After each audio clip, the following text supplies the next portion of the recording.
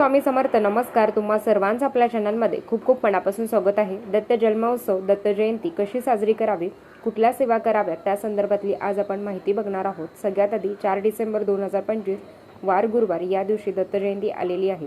गुरुवार म्हटलं तर त्यात दत्त जयंती आहे. मार्गशीर्ष महिन्यातील गुरुवार आहेत. असंख्य खूप मोठा दिवस असणार आहे. पण आजच्या व्हिडिओमध्ये आपण फक्त दत्त जयंती कशी साजरी करावी त्या संदर्भातली माहिती बघणार आहोत.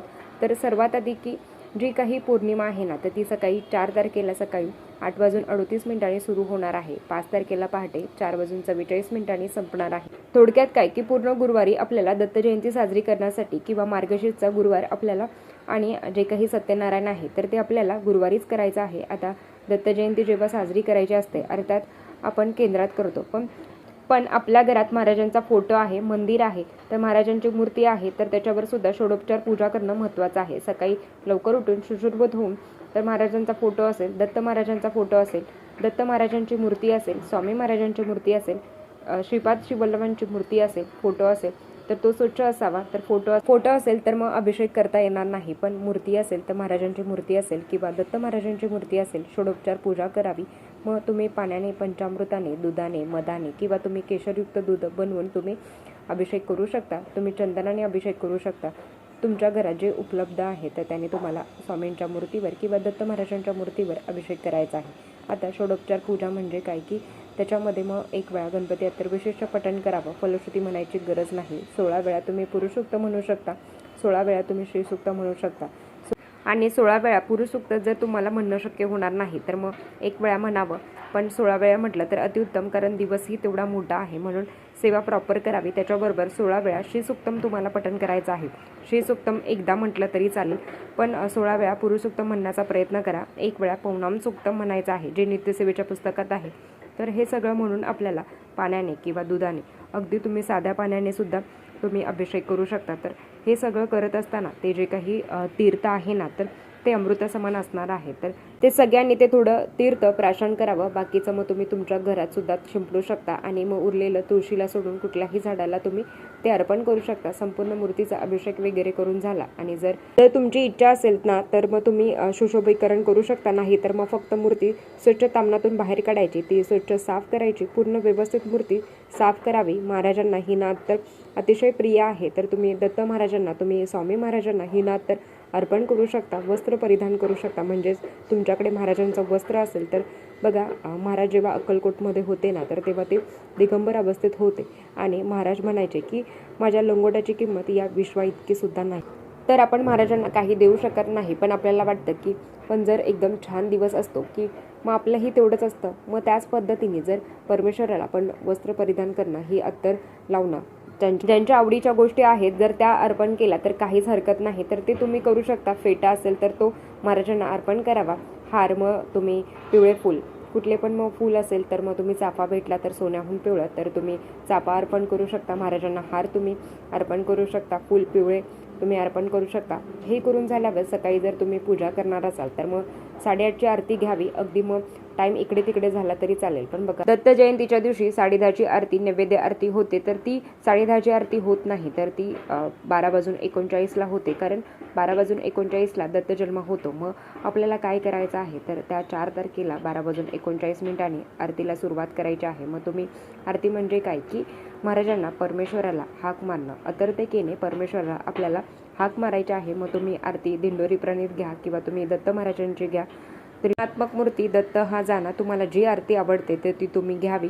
पंचप्राणाहू आतुर झाले, तर आरती जी तुम्हाला आवडते तर त्या आरत्या तुम्ही घ्याव्या. तर दत्त महाराजांची घ्या, स्वामी महाराजांची घ्या, गणपती बाप्पांची घ्या. जर तुमची इच्छा असेल तर तुम्ही कुळदेवीची पण घ्या. आणि या सर्व आरती करून नैवेद्य काय दाखवायचा तर अर्थात पौर्णिमेचा उपवास असणार आहे, त्याच्याबरोबर मार्गशीर्षचा पण उपवास असणार आहे आणि दत्त जयंतीचा पण उपवास असणार आहे. आता हा सोडायचा कसा, हा खूप मोठा प्रश्न आहे. संदर्भातला इन डिटेल व्हिडिओ मी नक्की करेल, पण आता सांगते की दत्त जयंतीचा उपवास हा आपल्याला एकादशीप्रमाणे करायचा असतो आणि दुसऱ्या दिवशी म्हणजेच 5 तारखेला 10:30ची आरती करून महाराजांना नैवेद्य दाखवून, आता ती आरती 10:30ची 12 वाजेपर्यंत चालते. जर तुम्ही घरात नैवेद्य दाखवणार असाल तर मग तुम्ही थोडं इकडे तिकडे पण चालतं, म्हणजेच 12 वाजेपर्यंत नैवेद्य गेला पाहिजे, कारण 12 वाजता हा दत्त महाराजांचा भिक्षेचा टाईम असतो. मग आता इकडे काय करायचं आहे, 4 तारखेला आपल्याला तर 12:39 दत्त जन्म होणार आहे. तर त्याच्या आधी 12:15 वाजता सगळं आवरून आपल्याला उपवास असणार आहे. मग 12:15 वाजता तुम्हाला गुरुचरित्र ग्रंथातील 4था अध्याय वाचायचा आहे. तर तो जो दत्त जन्माचा असणार आहे. दत्त जन्म कसा झाला, गुरुचरित्रातील 4था अध्यायमध्ये दत्त जन्माची कहाणी दिलेली आहे, पण तो अध्याय संपूर्ण वाचायचा नाही. ओळी संख्या 41 पर्यंत तुम्हाला तो अध्याय वाचायचा आहे. आणि 41 ओवीमध्ये आहे की 3 बालिके झाले बघा असं आहे. तर 41 ओवीपर्यंत तुम्हाला ते वाचायचं आहे. तर हे वाचून झालं की वाचताना हळू वाचायचं नाही. घरातले जे कोणी लोक उपस्थित असतील तर त्यांना पण म्हणायचं आहे की बसा आणि इथे ऐका. जर कोणी नसतीलच मग आपणच वाचावं. आणि मग वाचून झालं की जोरात अवधूत चिंतन श्री गुरुदेव दत्त, अवधूत चिंतन श्री गुरुदेव दत्त. तर असं अवधूत चिंतन श्री गुरुदेव दत्त असं तुम्हाला 3दा जय जयकार करायचा आहे. आणि 3दा जय जयकार करून परत मग ग्रंथ झाकून ठेवायचा. तो ग्रंथ अर्धाच वाचायचा आहे. आणि ताई आमच्याकडे ग्रंथ नाही आहे, मग आम्ही काय करू शकतो, तर तुम्ही गुगलला सर्च करा. तर 4था अध्याय आहे तर तो तुम्ही सर्च करा, तुम्हाला भेटून जाईल. गुगलला सर्च करा, अगदी यूट्यूबला पण भेटून जाईल. तर 3 बालिके झाले इथपर्यंत तुम्ही श्रवण करू शकता, पठण करू शकता. तर हे सेवा आता अजून सेवा दत्त जन्माच्या दिवशी स्वामी चैत्र सारामृताची सांगता आहे. तर तुम्ही एक पाठ, तुम्ही 21 अध्याय तुम्ही स्वामी चैत्र सारामृताचे पारायण करू शकता. संक्षिप्त गुरुचैत्र ग्रंथाचं पूर्ण पारायण तुम्ही या दिवशी करू शकता. तर तुम्हाला दत्त महाराजांचं गुरुचैत्र सार आहे, अवधूत दिगंबर दत्तात्रेय गुरु, तुम्ही जर ते पठण करू शकता. घोर कष्ट उद्धार स्तोत्रम तुम्ही पठण करू शकता. तुम्ही गुरुचैत्रातला 14वा अध्याय 18वा अध्याय तुम्ही सेवा तुम्ही पठण करू शकता. दिगंबरा दिगंबरा श्रीपाद वल्लभ दिगंबरा या मंत्राचा तुम्ही 11 माळी जप करावा. श्री स्वामी समर्थ या मंत्राची 11 माळ जप करावी. ओम दिगंबराय विद्महे अत्रिपुत्राय धीमहि तन्नो दत्त प्रचोदयात या मंत्राची पण 1 माळ जेवढी जमेल काही श्रवण करा, काही पठण करा. तर या पद्धतीने तुम्ही करू शकता. जे काही दत्त चालीसा आहे तर ते तुम्ही पठण करू शकता. दत्त बावनी आहे तर ते तुम्ही पठण करू शकता. जे तुम्हाला दत्त महाराजांची सेवा माहिती आहे, स्वामी महाराजांची सेवा माहिती आहे तर ती तुम्ही करू शकता. आता हे झालं तर दत्त जयंतीच्या दिवशी अन्नदानालाही तेवढंच महत्त्व आहे. तर जवळच्या मठात, मंदिरात, कुठे पण मंदिरात किंवा गरजूला तुम्ही पिवळं दान करावं. मग तुम्ही पिवळ्या रंगाचं केळ असतं तर ते दान करावं. मग पिवळं कुठलं पण फळ तुम्ही दान करू शकता. पिवळी मिठाई तुम्ही दान करू शकता. यथाशक्ती तुम्हाला दान करायचं आहे. तर या कलियुगातील सगळ्यात काय चांगलं असेल तर ते नामस्मरण आहे आणि दुसरं दान आहे. योग्य व्यक्तीला तुम्ही दान करा. यथाशक्ती जसं तुम्हाला जमेल त्या पद्धतीने तुम्ही दान करा, पण दान करा. तर तुमच्या घरातून तुमच्याकडून काहीतरी कोणाचं तरी होत आहे, अन्नदान होत आहे. मग सगळ्यात श्रेष्ठ दान आहे. मग तुमची जर इच्छा असेल, जे तुम्हाला शक्य असेल तर ते तुम्ही दान करू शकता. तर या पद्धतीने आपल्याला दत्त जयंती साजरी करायची आहे. दत्त जयंतीचा उपवास हा दुसऱ्या दिवशी सोडायचा असतो. गुरुचैत्र ग्रंथातील जो अध्याय सांगितलेला आहे तर तो तुम्हाला आवर्जून पठण करायचा आहे. 12:15 वाजता तुम्ही तो पठण करा. आणि त्याच्यात दत्त जन्माची कहाणी आहे की दत्त जन्म कसा झालेला आहे. तर साक्षात ब्रह्मा विष्णू महेश हे अनुसूया मातेची परीक्षा घेण्यासाठी आले होते. आणि जेव्हा ते परीक्षा घेण्यासाठी आले तर तेव्हा त्यांनी एक म्हणजेच 3 साधूंचा अवतार धारण केला होता. आणि त्यांनी अनुसूया मातेला सांगितलं की तू निवस्त्र होऊन आम्हाला वाढ. आणि अर्थात त्यांनी हा विचार केला, जर असं सांगतायत करायला तर हे खूप मोठे थोर व्यक्ती आहेत आणि माझ्याही घरातून कोणीही निर्मुखी जाणार नाही असा त्यांचा एक तो पण होता.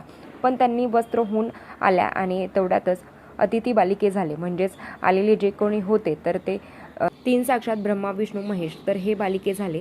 असा तो दत्त जन्माची कहाणी आहे. आणि जो सुंदर अध्याय आहे म्हणून तो अध्याय एकदम हळू पठण करा आणि खूप सुंदर आहे. आता जो पठण करतो ना तर त्यांना माहिती आहे, आणि ज्यांना नाही ना तर तुम्ही यूट्यूबला पण सर्च करू शकता. तर ताई आमचा मासिक धर्म आहे, सेवा करू शकत. मग अशा वेळेस तुम्ही नामजप करा, तुम्ही श्री स्वामी समर्थ, कारण मासिक धर्म आहे तर सुतक आहे, विटळ आहे. तर मग अशा वेळेस सेवा करायला जमत नाही. मग पण आपल्याला वाटतं की माझ्याकडून सेवा स्किप झाली. मग ठीक आहे, आता सगळं प्रत्येक दिवस प्रत्येक सण आपल्याला होत नाही. एखादा सण मग साजरी होतो आणि एखादा होत नाही. शेवटी करता करविता महाराज आहेत. कोणाकडून किती सेवा करून घ्यायची हे त्यांच्यावर आहे. एक दिवसीय गुरुचैत्र पारायण करण्याचा प्रयत्न करू नका, तर ते होणार पण नाही आहे. त्याच्यापेक्षा संक्षिप्त गुरुचैत्र ग्रंथ फक्त 7 अध्यायाचा आहे तर तो तुम्ही पठण करायचा आहे. आणि जर तुम्हाला जमलं तर फक्त दिवसभरात तुम्ही कधीही सेवा करू शकता. दत्त महाराजांची अगदी संध्याकाळी जरी वेळ आली तरी सुद्धा तुम्ही सेवा करू शकता, पण सेवा करण्याचा मात्र नक्की प्रयत्न करा. तर चला आजच्यासाठी इतकंच. आजचा व्हिडिओ इथेच थांबवते. आवडला असेल तर लाईक, शेअर, सबस्क्राईब. परत भेटूया अशाच नवीन व्हिडिओसोबत. तोपर्यंत धन्यवाद. श्री स्वामी समर्थ.